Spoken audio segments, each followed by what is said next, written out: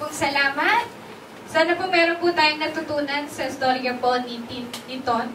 Siya po ay binagong buhay ng Panginoon. At katulad po ng ating tema ngayon, sabi po doon, be like Jesus.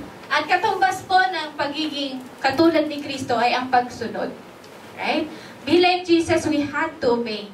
And before we obey, there are 3 things that we had to remember. First, we had to deny ourselves. Right? Dear teachers, we had to get rid of our past. We should be new, and it should be new with Christ. At si Kristo po yung makikita po sa buhay natin. Second po is we had to take up our cross. Kailangan po natin ipasan din ang krus, katulad ng pagpasan ng krus ng ating Panginoong Jesucristo. Third thing po is we had to follow Him.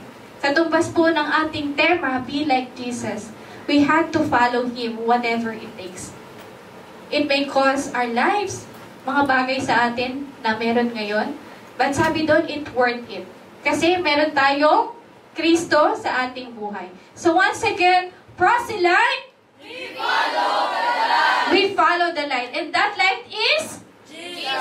Jesus. Kailangan po nating tandaan na ang BBS na to ay hindi po tungkol sa atin.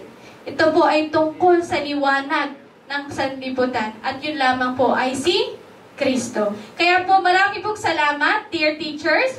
Muli kami po ang Nursery Kinder.